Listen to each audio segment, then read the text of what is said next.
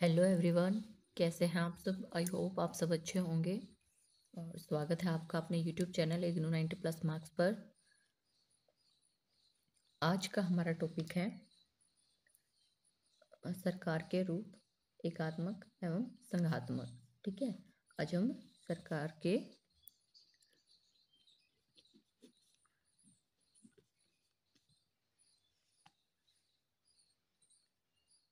एकात्मक व संघात्मक रूप के बारे में पढ़ेंगे। ठीक है, तो सबसे पहले हम इसका मीनिंग देखेंगे कि एकात्मक सरकार जो है क्या होती है और संघात्मक सरकार क्या होती है। ठीक है, सबसे पहले हम इसका मीनिंग देखते हैं क्या होता है। कि जो हमारी एकात्मक सरकार होती है उसमें क्या होता है कि शक्तियों जो हमारी शासन की जितनी भी शक्तियाँ होती हैं, ठीक है, प्रशासन की जितनी भी शक्तियाँ होती हैं वो किसके पास होती हैं? केंद्र सरकार के पास। ठीक है, केंद्र सरकार के पास क्या होता है? शासन की समस्त शक्तियाँ जो है, जितनी भी शक्तियाँ होती है प्रशासन को चलाने के लिए वो केंद्र सरकार के पास होती हैं। ठीक है, सिर्फ एक ही सरकार वो है केंद्र सरकार के पास। ठीक है, अब हमें यहाँ पर दो चीज़ें याद रखनी है मेनली। जब भी हम कभी भी एकात्मक व संघात्मक की जब भी हम बात करेंगे, जब भी हम इसके बारे में पढ़ेंगे तो हमें दो चीज़ों को ध्यान रखना होता है। उसके बाद जो है हमें ये टॉपिक बिल्कुल क्लियर हो जाएगा। ठीक है, तो एकात्मक में और संघात्मक में जब हम पढ़ते हैं, डिफरेंस देखते हैं, तो हमें याद रखना होता है सेंट्रलाइजेशन और डिसेंट्रलाइजेशन। ठीक है, यानी कि केंद्रीयकरण और विकेंद्रीकरण।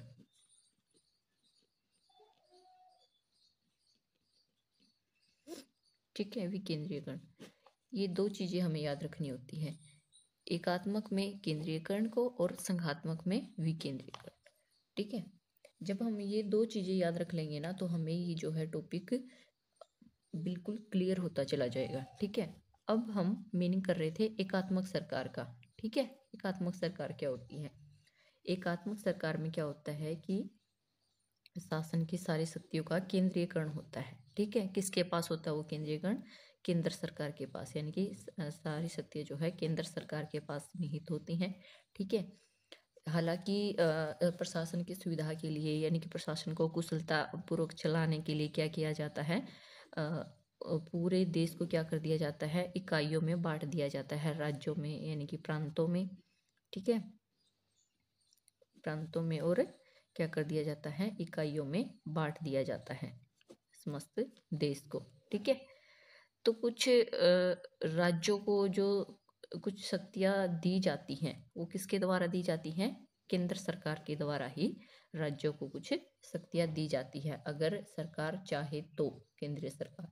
ठीक है, अदरवाइज जो सारा जो प्रशासन चलाया जाता है वो केंद्र सरकार के द्वारा ही चलाया जाता है, इसलिए यहाँ पर केंद्रीयकरण है। ठीक है, एकात्मक सरकार जहाँ पर पाई जाती है वहां पर केंद्रीयकरण पाया जाएगा। ठीक है, तो ये हो गया हमारा एकात्मक सरकार। ठीक है, शासन की संपूर्ण शक्तियां जो है केंद्र सरकार के पास निहित होती हैं। ठीक है, और बात कर रहे हैं अब हम संघात्मक शासन प्रणाली की। अब हम संघात्मक शासन प्रणाली क्या होती है वो देखेंगे, इसका मीनिंग। ठीक है, जब हमने देखा कि एकात्मक शासन प्रणाली में क्या होता है? केंद्रीयकरण होता है, तो संघात्मक में क्या होगा? विकेंद्रीयकरण। ठीक है, इसका बिल्कुल अपोजिट हमें याद रखना है। ठीक है, कि इसमें जो है शासन की शक्तियों का विभाजन किया जाता है। ठीक है, शासन की शक्तियों का विभाजन किया जाता है, बंटवारा किया जाता है। ठीक है, किस किस के बीच? केंद्र सरकार व राज्य सरकार। ठीक है, राज्य सरकारों के बीच क्या कर दिया जाता है? शक्तियों का विभाजन कर दिया जाता है, शक्तियों का बंटवारा किया जाता है। यानी कि कुछ विषय ऐसे होते हैं जिसमें केंद्र सरकार कानून बना सकती है। ठीक है, और कुछ विषय ऐसे होते हैं जिसमें राज्य सरकारें कानून बनाएंगी।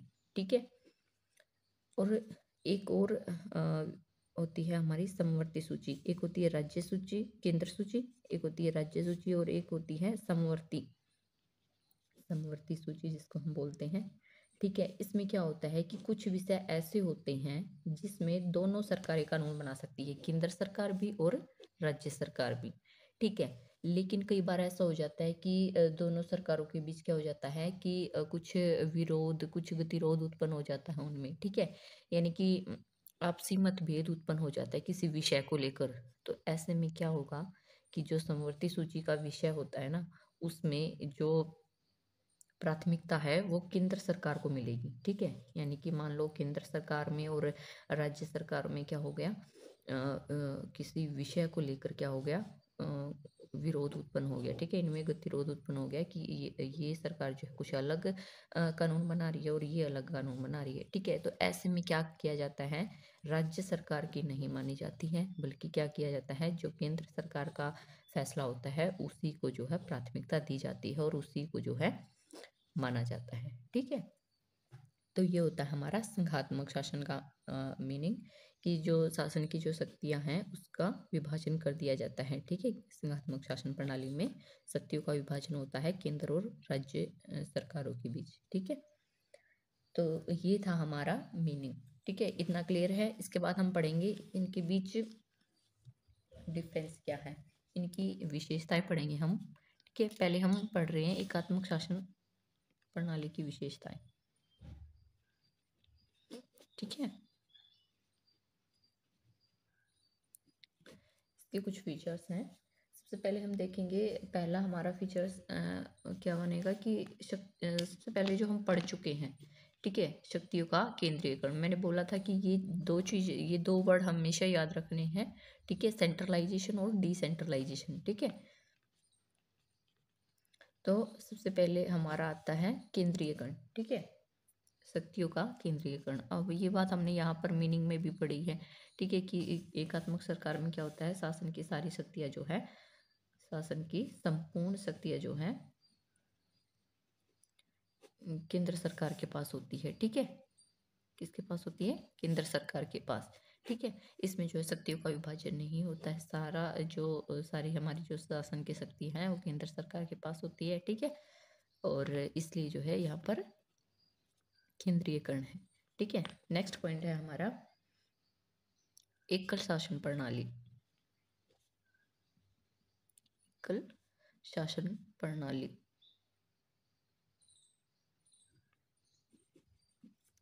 यहाँ पर एकल शासन प्रणाली कैसे है कि जो समस्त राज्य के लिए केवल एक ही सरकार होती है। ठीक है, एक ही सरकार, यानी कि कौन होती है, केंद्रीय सरकार। ठीक है, यानी कि पूरे देश के लिए जो है सिर्फ एक ही सरकार होती है और वो होती है केंद्रीय सरकार। यानी कि केंद्रीय सरकार ही जो है संपूर्ण देश के लिए क्या करेगी, कानूनों का निर्माण करेगी। ठीक है, कानून बनाने का कार्य, मतलब सारा प्रशासन का जो कार्य है, भार है, वो केंद्र सरकार के पास होता है। ठीक है, इसलिए यहाँ पर जो है एकल शासन प्रणाली है। यहाँ पर जो है क्या होता है कि कार्यपालिका, विधान पालिका, ठीक है, ये न्यायपालिका, ये सब नहीं होती हैं। ठीक है, ये नहीं होती हैं। यहाँ पर जो है सारा काम जो है केंद्रीय सरकार के पास होता है। ठीक है, इसके कुछ एग्जाम्पल है, यानी कि किन किन कंट्रियों में जो है ये देखने को मिलता है हमें एकल शासन प्रणाली। इसके एग्जाम्पल हैं,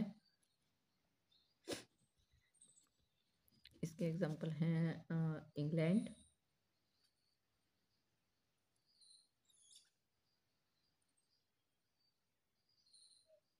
हाँ,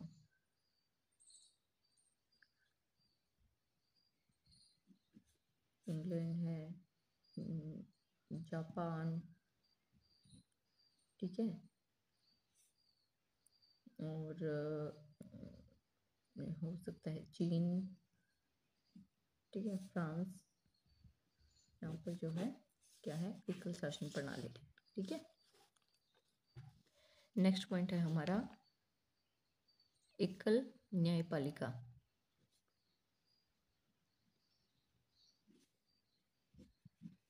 एकल न्यायपालिका यानी कि यहाँ पर जो है एकात्मक शासन प्रणाली में एकल जो है इसमें एकल न्यायपालिका से साफ मीनिंग पता चल रहा है कि यहाँ पर जो है इकहरी यानी कि एकल न्यायपालिका है। ठीक है, यहाँ पर इसके मैंने एग्जाम्पल ऊपर भी बताया, यहाँ पर इंग्लैंड, जापान, चीन, फ्रांस, ठीक है, ये सभी देश जो है यहाँ पर क्या पाया जाता है, इनमें एकल न्यायपालिका का प्रावधान है। ठीक है, एकल न्यायपालिका का प्रावधान है। ठीक है, यहाँ पर जो है दोहरी न्यायपालिका नहीं पाई जाती है। इसके बाद आता है हमारा नेक्स्ट पॉइंट है एकल नागरिकता। ठीक है, एकल नागरिकता में जैसे कुछ देश ऐसे हैं जहाँ पर जो है दोहरी नागरिकता जो है व्यक्तियों को दी जाती है। ठीक है, और कुछ देश ऐसे हैं जहाँ पर एकल नागरिकता पाई जाती है। अब हालांकि हमारे यहाँ पर जो है भारत में क्या है कि संघात्मक शासन प्रणाली की ओर ज़्यादा झुकाव है। ठीक है, लेकिन फिर भी क्या है, एकल नागरिकता है। ठीक है, हम सब व्यक्तियों को क्या है, भारत का नागरिक होने की सिर्फ नागरिकता दी गई है। ठीक है, तो एक नागरिकता हुई।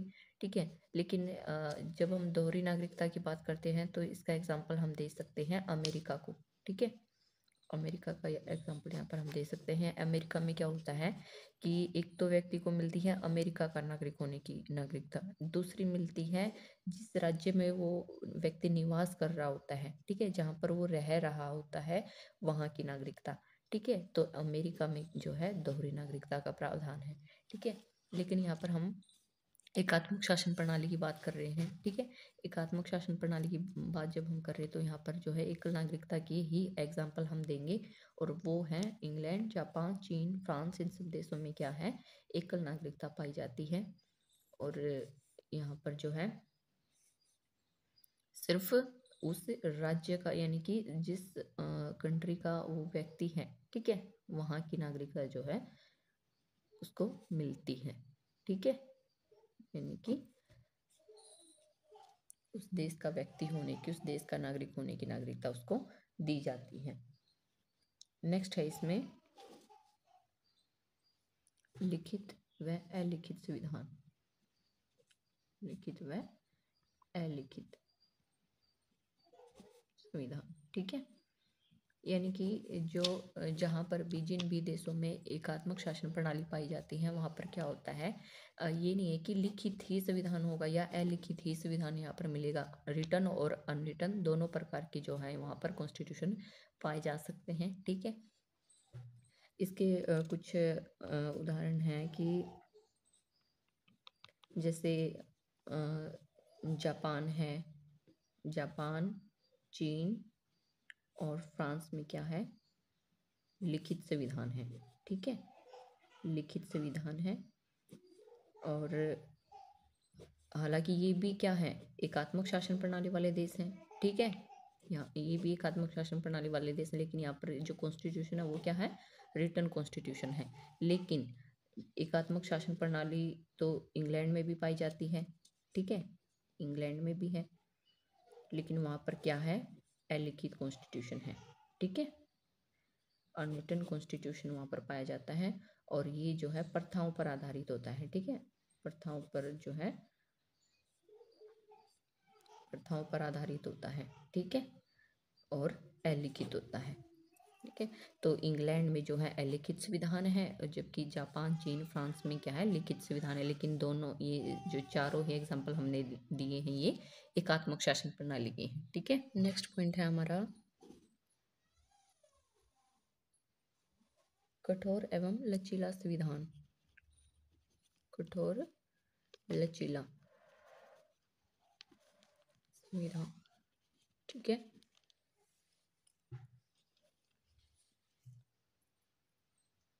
तो क्या होता है कि एकात्मक शासन व्यवस्था में कठोर और लचीला संविधान दोनों हो सकते हैं।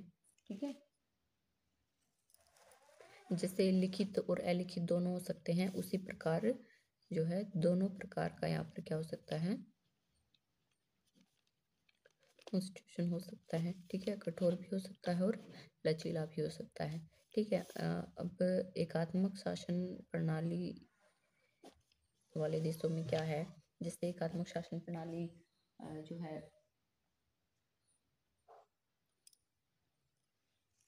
जापान में भी है और एकात्मक शासन प्रणाली जो है इंग्लैंड में भी है। ठीक है, लेकिन जापान में क्या है, कठोर संविधान है और इंग्लैंड में जो है लचीला संविधान है। ठीक है, तो क्या हुआ कि दोनों प्रकार का जो है कॉन्स्टिट्यूशन पाया जा सकता है एकात्मक शासन प्रणाली वाले देशों में, लचीला भी और कठोर भी। ठीक है, इसके कुछ एग्जांपल हमने दिए हैं कि जापान में जो है कठोर संविधान है और इंग्लैंड में जो है लचीला संविधान है। अब कठोर और लचीला संविधान किस प्रकार का होता है, क्यों कहते हैं हम कठोर और लचीला, क्योंकि जिस देश में कठोर संविधान पाया जाएगा वहाँ पर क्या होता है कि जो अमेंडमेंट करना होता है ना कॉन्स्टिट्यूशन में, वो उसकी प्रक्रिया जो है कठिन होती है। ठीक है, संविधान में संशोधन करने की जो प्रक्रिया होती है वो कठोर होती है। ठीक है, इसलिए जो है कठोर संविधान कहा जाता है। और जिस देश में जो है आसानी से क्या कर दिया जाता है, सरल तरीके से जो है संविधान संशोधन कर दिया जाता है, संविधान में संशोधन कर दिया जाता है, वहाँ पर क्या होता है, लचीला संविधान वहाँ का बोला जाता है। ठीक है, कि इतनी आसानी से जो है यहाँ पर कॉन्स्टिट्यूशन में अमेंडमेंट कर दिया गया है, तो यहाँ का जो कॉन्स्टिट्यूशन है वो फ्लेक्सिबल है। ठीक है, तो इसलिए बोलते हैं कठोर और लचीला संविधान। ठीक है, तो एकात्मक शासन प्रणाली में ये दोनों हो सकते हैं, दोनों प्रकार का संविधान हो सकता है। फिर नेक्स्ट पॉइंट है हमारा, इकाइयों का अस्तित्व केंद्र सरकार पर निर्भर करता है। इकाइयों का अस्तित्व जो है किस पर निर्भर करता है, केंद्र सरकार पर। किस प्रकार करता है कि राज्यों को जो है केंद्र सरकार ने जितनी भी शक्तियां दी हैं, ठीक है, वो केंद्र सरकार ने दी हैं। ठीक है, तो ये केंद्र सरकार के का ही जो है निर्भर करता है केंद्र सरकार के पास कि वो उनकी शक्तियों को कितना जो है खत्म कर सकते हैं, समाप्त कर सकते हैं, कम कर सकते हैं, या उनमें कुछ चेंज कर सकते हैं। ठीक है, क्या उनमें परिवर्तन करना है, ठीक है, या उनको बिल्कुल ही समाप्त कर देना है। ठीक है, उनकी शक्तियों को केंद्र सरकार ने जो राज्य सरकारों को दी है।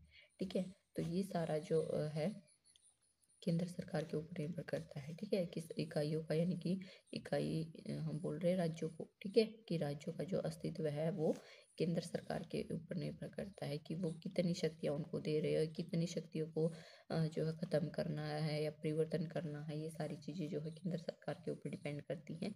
ठीक है, और इसमें जो है अगर इनकी शक्तियों में कोई भी परिवर्तन करना है या समाप्त करना है तो उसमें संशोधन करने की आवश्यकता नहीं होती, वो सीधे जो है केंद्र सरकार के पास ये जो है अधिकार होता है, वो कर सकती है ऐसा।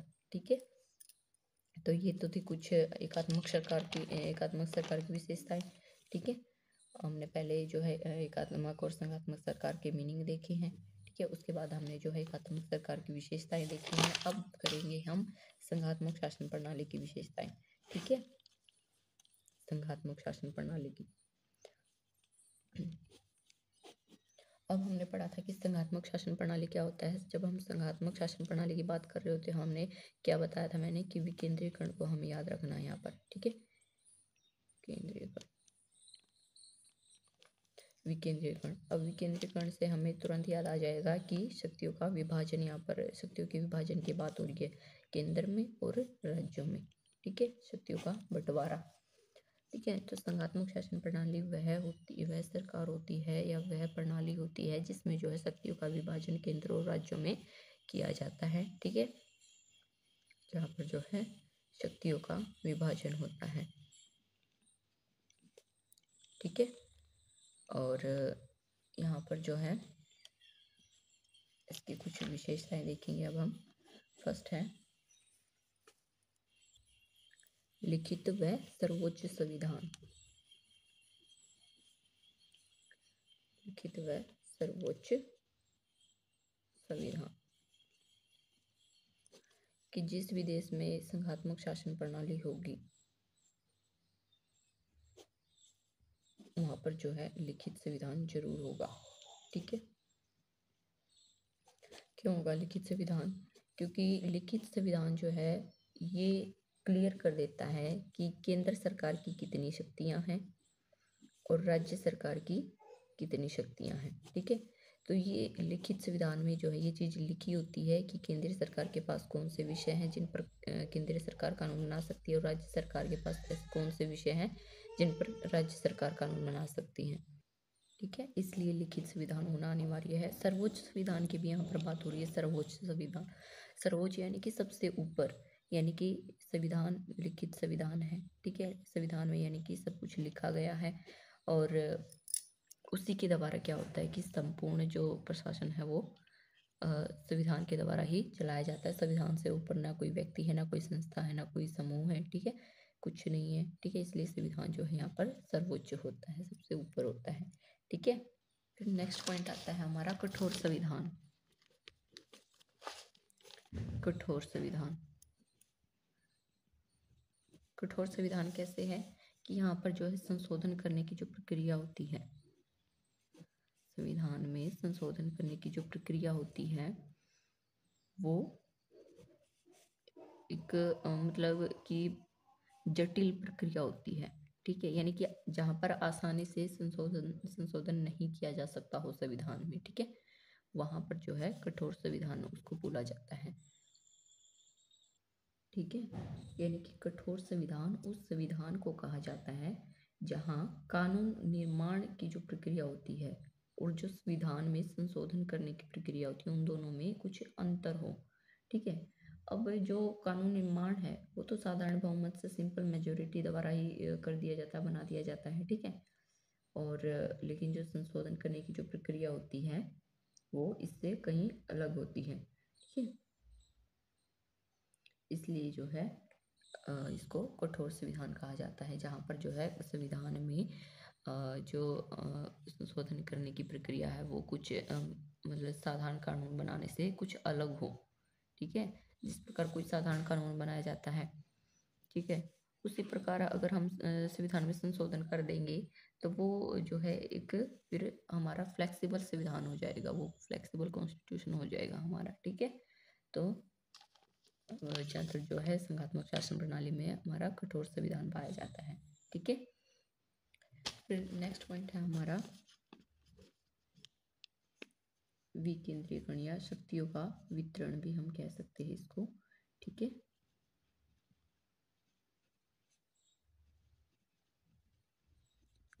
शक्तियों का बंटवारा भी हम इसको कह सकते हैं। विकेंद्रीकरण यानी कि मैंने पहले भी बताया है केंद्र और राज्यों में शक्तियों का विभाजन।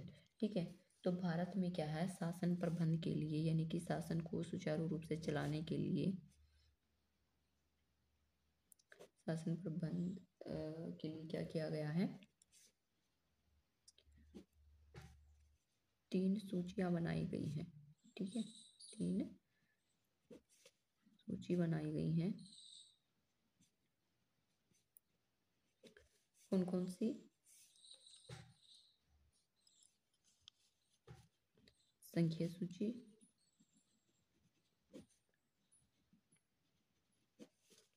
दूसरी है हमारी राज्य सूची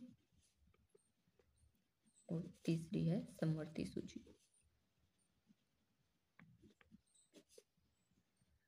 ठीक है, अब बात करते हैं हम संख्या सूची क्या होती है, जिसमें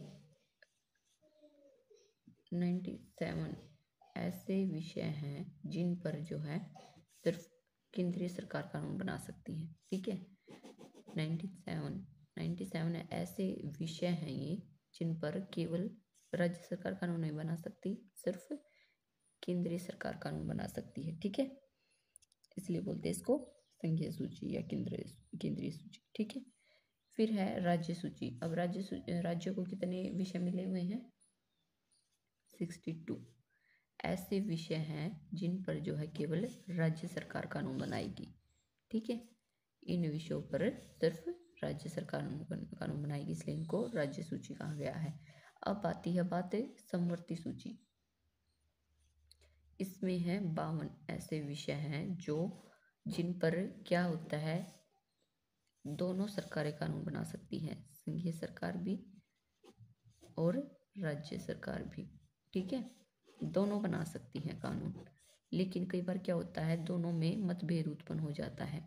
ठीक है, किसी भी विषय को लेकर क्या हो जाता है, मतभेद उत्पन्न हो जाता है। तो ऐसे में क्या होता है कि प्राथमिकता किसको दी जाती है, केंद्रीय सरकार को। ठीक है, कि जो कानून केंद्रीय सरकार ने बनाया है उसको जो है, उसको माना जाता है फिर। ठीक है, राज्य सरकार का फैसला जो है यहाँ पर नहीं माना जाएगा। जब इनमें दोनों में किसी विषय को लेकर गतिरोध उत्पन्न हो जाएगा तो ऐसे में क्या होगा कि जो प्राथमिकता है यानी कि वो केंद्रीय सरकार को दी जाती है। ठीक है, इसका जो है कानून फिर माना जाता है बनाया हुआ। ठीक है, तो ये होती है विकेंद्रीकरण यानी कि शक्तियों का बंटवारा। ठीक है, 97 विषय ऐसे हैं जिन पर केंद्रीय सरकार कानून बनाती है, 62 ऐसे हैं जिस पर राज्य सरकार कानून बनाती है, और 52 ऐसे हैं जिन पर दोनों बना सकते हैं। लेकिन दोनों में जब कुछ मतभेद हो जाए तो ऐसे में सिर्फ केंद्रीय सरकार ही कानून बनाएगी। ठीक है, नेक्स्ट है द्विसदनीय विधानमंडल। द्विसदनीय विधानमंडल पाई जाती है, यानी कि संघात्मक शासन प्रणाली वाले देशों में जो है केंद्रीय विधानमंडल के 2 सदन होते हैं। ठीक है, जैसे हमारे भारत में है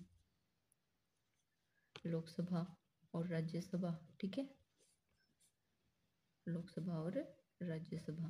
ठीक है, ये संपूर्ण देश का जो है प्रतिनिधित्व करता है और ये जो है राज्यों का प्रतिनिधित्व करता है। ठीक है, उसी प्रकार अमेरिका में जो है प्रतिनिधि सदन होता है, एक होता है प्रतिनिधि सदन और दूसरा होता है सीनेट। सीनेट, ठीक है, तो दो जो है ये क्या होते हैं, 2 सदन पाए जाते हैं, यानी कि द्विसदनीय विधानमंडल पाई जाती है। इसके अलावा नेक्स्ट पॉइंट है हमारी दोहरी नागरिकता। ठीक है, दोहरी नागरिकता जो है यहाँ पर पाई जाती है संघात्मक शासन प्रणाली वाले देशों में। जैसे कि इसका एग्जाम्पल दे सकते हैं हम अमेरिका को। ठीक है, यहाँ पर जो है एक तो व्यक्ति को संपूर्ण राष्ट्र की जो है नागरिकता दी जाती है, यानी कि अमेरिका का नागरिक होने की, और दूसरी दी जाती है जहाँ पर वो निवास करता है व्यक्ति। ठीक है, वहाँ पर निवास स्थान की नागरिकता। ठीक है, तो दोहरी नागरिकता जो है दी जाती है। लेकिन हमारे यहाँ इंडिया में क्या है, केवल एक नागरिकता दी जाती है और वो है भारत का नागरिक होने की नागरिकता। ठीक है, इसके अलावा कुछ और भी इसके जो है बनती है विशेषताएं, जैसे कि दोहरी जो है प्रशासनिक सेवाएं पाई जाती है, दोहरी न्यायपालिका पाई जाती है। ठीक है, दोहरी संविधान व्यवस्था पाई जाती है, दोहरी चुनाव प्रणाली पाई जाती है। ठीक है, ये सब जो है संघात्मक शासन प्रणाली की विशेषताएं हैं। ठीक है, तो ये टॉपिक हमारा कंप्लीट होता है फ्रेंड्स। अगर इससे रिलेटेड आपको कोई भी क्वेरी रहती है तो आप कमेंट बॉक्स में पूछ सकते हैं, और वीडियो आपको कैसा लगा ये आपको जो है कमेंट बॉक्स में ज़रूर बताना है। ठीक है, वीडियो को ज़्यादा से ज़्यादा लाइक करना है, शेयर करना है और चैनल को सब्सक्राइब करना है। ठीक है फ्रेंड्स, बाय बाय।